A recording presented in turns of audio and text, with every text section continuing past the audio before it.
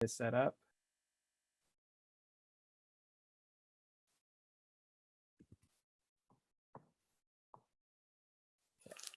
I'd like to start by thanking Maria, Annabelle, and Natalie for putting together this seminar series. I'm very grateful to have a chance to talk today, so thank you for putting this together. I'd also, before I start, like to acknowledge that I'm speaking in southwestern Ontario. So I'm currently speaking on the lands of the Anishinaabe, Haudenosaunee, Lenape, and the Choctaw nations, who traditionally lived in southwestern Ontario.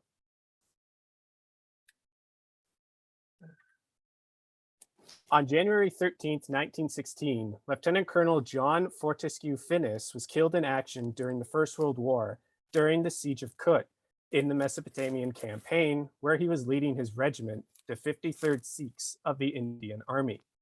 John was the last in a long line of family members to serve the British Empire overseas and enforcing British rule during the 19th century. John's father was also a lieutenant colonel in the Indian Army. He had served as the commander of the 2nd Punjab Infantry and had died in India in the hill station of Mussoorie in 1884. John's grandfather had been killed during the Indian Rebellion of 1857, where he commanded the 11th Regiment of the Bengal Army and was killed in Meerut during the first days of the revolt. A 4th generation of the Finnis family also served overseas for the Empire, Robert Finnis, who had served as a captain in the Royal Navy fighting in the French Revolutionary and Napoleonic Wars before he was killed in action during the Battle of Lake Erie against American forces during the War of 1812. All of these men were commemorated with memorials in St. Leonard's Church in the seaside town of Hythe in Kent. The Finnis family memorials serve as only one example of how churches throughout Britain erected memorials to individuals who served in the expansion and defense of the British Empire throughout the 19th and 20th centuries. These memorials were built during a period of heightened attention to British imperial power and a significant redevelopment of British churches, and serve as reminders of the impact of imperialism on British society and community life. These memorials, erected in parish churches, reveal the extent to which locals were constantly reminded of imperial actions, distant lands, and excellent examples of service to the empire. While constructed as monuments for families and friends to mourn loved ones lost far from home, they serve as awkward and at times uncomfortable reminders of the participation of the local community in imperial conquests and domination. While discussions of how imperial participation has come to the fore in British society recently, as seen in issues over the national trust acknowledging the role of slavery and empire in the construction of the historic estates they maintain, churches have avoided these discussions. In my paper today, I will examine several churches from across Britain, including St. Leonard's Church in Hythe, to explore the way historic churches can contain memorials to individuals who helped maintain and build the British Empire. And by looking at these memorials, important ideas about the role of imperial service in British society will be examined, such as how it was a positive force and how families played a vital role in imperial service. The way the imperial past is dealt with will highlight the ways Britain continues to struggle with this past.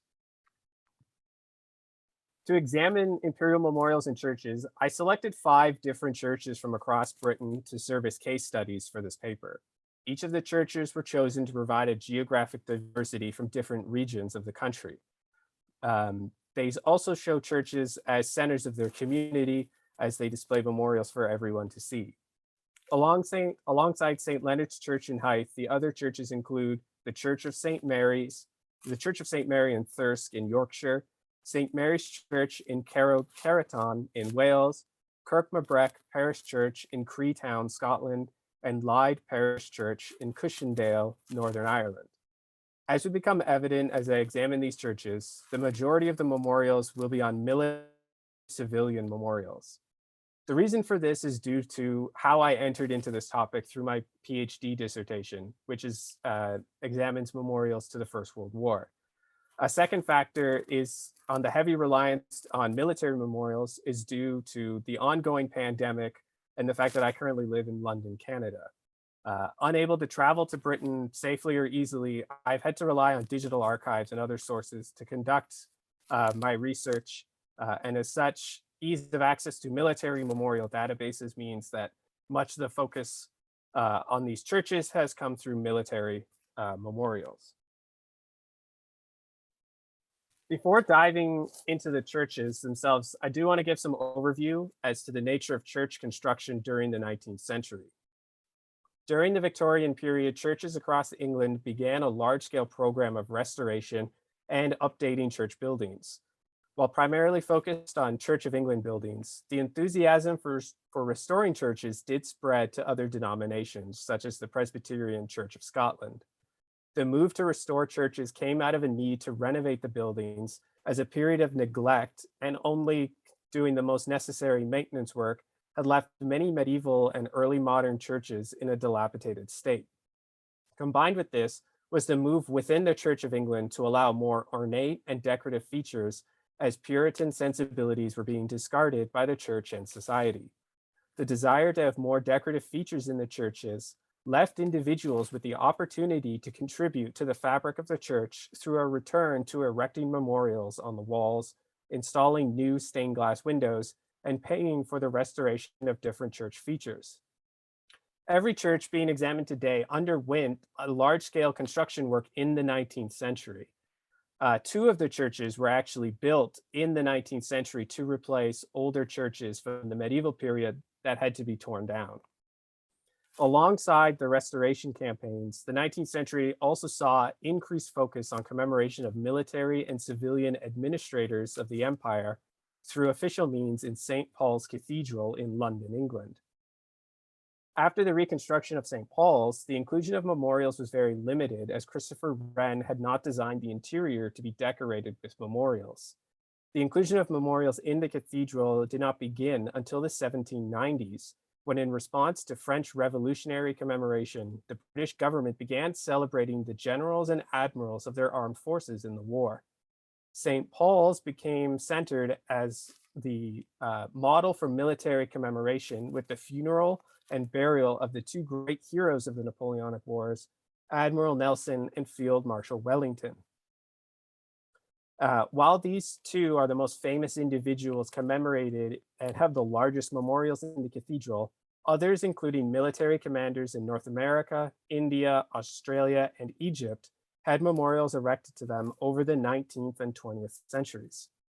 The plethora of memorials to individuals who served the empire makes St. Paul's the church of the empire. These two phenomena, the Victoria Church restoration and official commemoration of imperial soldiers and servants in St. Paul's, helps to explain the rise of memorials in parish churches as both the religious and secular authorities agreed about the erection of memorials. It's important to remember, though, that in the parish churches, the people raising the memorials were also doing so to remember loved ones who had died overseas and were buried in faraway places.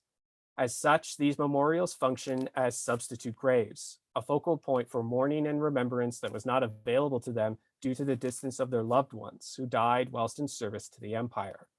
Lacking a body over which to mourn and remember, as well as the final death scenes of their loved ones, the memorials therefore emphasize the idea of the good death, that they died virtuously and well. Creating memorials that showed the individual died a good death meant they needed to justify why they died far from home, and in this way the memorials celebrated and showcased the good of imperial service as a way to create the image of a good death. In Kirkmabrek Parish Church in Creetown, the memorial to Joseph Johnston Muir highlights his devotion to duty to create the image of a good death. Joseph was the son of the minister and joined the East India Company Army of Madras in 1850. This plaque details his military service with the company as he fought in the Second Anglo-Burmese War of 1852 and was heavily involved in several battles during the Indian Revolt of 1858. He remained in the Indian Army after the breakup of the company and died in 1871 in Bangalore. His widow paid for the erection of this plaque in Kirkmabrek, where he was from, and it highlights as Joseph was buried in Bangalore, where his body remained. The plaque takes particular effort to highlight how he was, quote, beloved and esteemed by brother officers and by sepoys alike, and his death sincerely mourned by all, end quote. Displays of imperial service as evidence for the good death of an individual can be seen even when the individual has not died on imperial service and has returned home. Such is the case for Sir Robert Lister Bower, who returned home but had his imperial service included in a stained glass window dedicated to him in the Church of St. Mary's in Thirsk.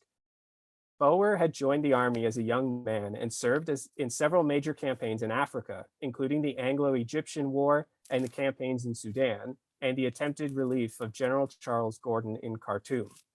Bower left the army and became a member of the Colonial Office, where he was dispatched to West Africa in 1892, where he was a political officer and resident in Nigeria. He was named a Companion of the Order of St. Michael and St. George for his work in Nigeria, and he returned home to Thirsk in 1898, where he became the head of the North Riding of Yorkshire Constabulary. He remained in this position except during the First World War, where he joined the army and served in the Red Cross. He died in 1929. This stained glass window was erected to Bower in St. Mary's after his death.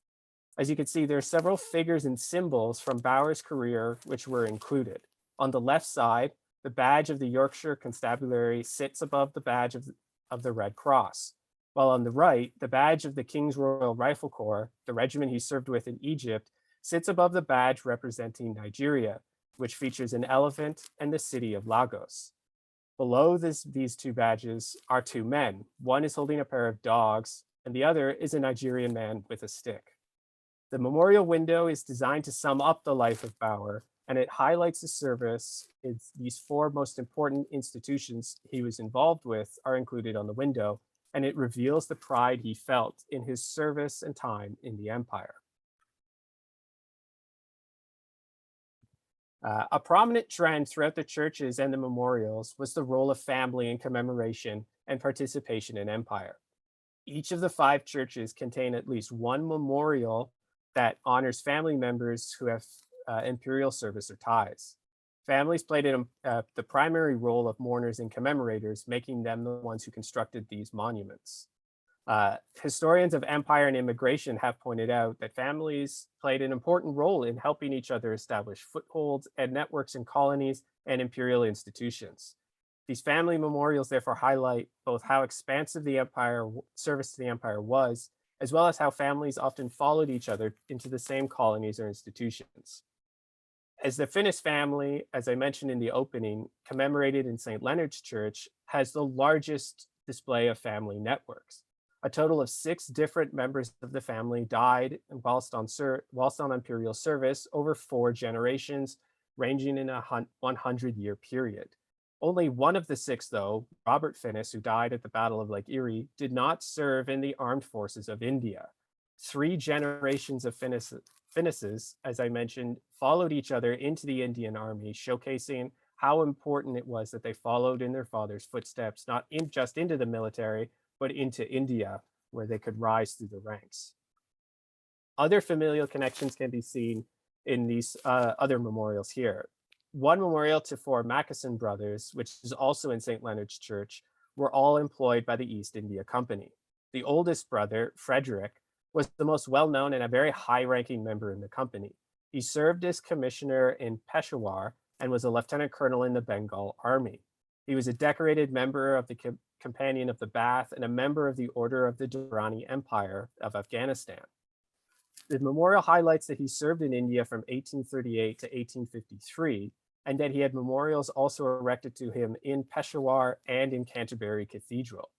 He is also perhaps well known as he was the individual tasked with escorting the Koh-i-Noor diamond back to Britain after it came into the company's possession.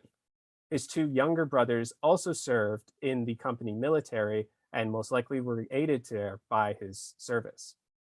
As well, the Hamilton family shows 3 brothers who all served in South Africa and fought in the Boer Wars, 2 of which were killed during the fighting, whilst the 3rd son, Alistair, had fought in the war but remained behind in South Africa as a settler. He eventually died in a freak accident being struck by lightning in 1910 whilst attempting to farm in the region. Even in smaller parishes, there are many family connections to the empire can be seen. In St. Mary's Church in Wales, 2 plaques to brothers Griffith and Robert Thomas are located side by side. Griffith was a captain in the Prince of Wales Regiment and was stationed in Quetta near the Afghanistan border when he died in 1884. Robert was killed during the Third Anglo-Burmese War in 1885. He was not a soldier, and whilst evidence of what he was doing there is unclear, most likely he was a civilian who was working on one of the river boats hired by the British Army to sail to the city of Mandalay. And so these memorials, these 2 brothers show the diversity of participation, as well as how mercantile enterprises were also commemorated for their actions. Today, each of the 5 churches are heritage sites in their rural communities, serving as important markers of the town or village's past. When examining the portrayal of these memorials in the churches, their place in the church is often ignored or downplayed in favor of other elements of the church that helps elevate it as a historic site. Each of the churches are designated heritage buildings with various levels of grades. In the official reports on each of the churches for their heritage designation, no mention is made of the memorials discussed or other memorials that relate to individuals who served in the empire. Memorials, though, are included in the descriptions but only if they date back further than 200 years or are community memorials that focus on the First or Second World War. Focus in each of the churches' own histories on their websites or social media is often focused on their medieval past, such as the ossuary in St. Leonard's that dates back to the 13th and 14th century, floor tiles in St. Mary's Church from the 13th century, and stained glass windows in the Church of St. Mary's, which date back to the 15th century. All of these churches highlight the importance of the Victorian restoration to them, as each of them mention the significant building work done and they underwent in the 19th century. Yet, within the discussion of Victorian construction, no mention is made of the church's memorials that began popping up on their walls, revealing the growing commemoration of imperial service. As these churches highlight, memorials revealing imperial service are all over historic churches in Britain. As these churches are given historic designations and increasingly market themselves as sites of tourism, the lack of engagement with their imperial past and connections undermines attempts to accurately tell the history of Britain. However, these churches may begin to examine their imperial memorials as recent events call for the critical analysis of monuments of all kinds. In St. Paul's Cathedral, they have begun a project examining their memorials to the empire. Begun in October of 2019, in partnership with the Department of History of Art in the University of York, the cathedral has begun examining their memorials in a program called Pantheons, Sculpture at St. Paul's Cathedral from 1796 to 1916, and seeks to directly engage with the memorials built in the cathedral during the height of the empire to deliver a more nuanced and complex discussion of them in history. Alongside creating guidebooks and hosting conferences, the cathedral has an ongoing project called 50 Monuments in 50 Voices, where they have different individuals such as artists, historians, theologians, and poets all comment on different memorials in the cathedral. Each of these voices in the monuments bring together different perspectives to how the memorials speak to them, how it interacts with the church fabric, and how the history it represents is challenging. Such a project is hopefully extended to other churches or is replicated, ensuring that the history of the empire in British churches is not ignored as it has been to date. Before departing the subject, though, a difficulty with dealing with most of the church memorials in these smaller communities is that these memorials also display emotions of sorrow and loss, not only pride and service. For many, these are the only grave markers that exist, as they were put up to help the bereaved cope with the death of loved ones. The sense of loss is perhaps strongest seen in the stained glass window to Edmund Francis Floyd Cuppage in Lade Parish Church. It was constructed 20 years after his death, when Edmund had joined the Indian Army and was sailing to India when he died in a shipwreck in the Red Sea in 1869. The window was erected by his mother and features 2 poignant biblical scenes that relate to Edmund. The first is Moses parting the Red Sea as he and the Israelites flee Egypt, while the second features the prophet Elijah praying to God to resurrect the widow's son. The selection of the famous parting of crossing of the Red Sea was done to link the site of Edmund's death to a moment in the Bible. But the selection of Elijah's resurrection of the widow's son was done to highlight the family situation.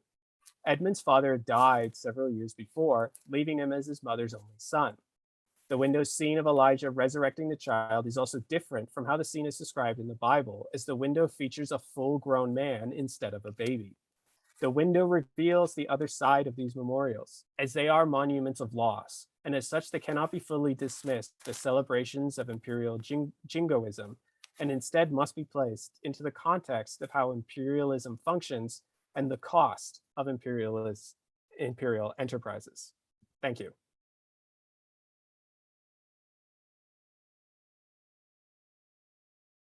Thank you.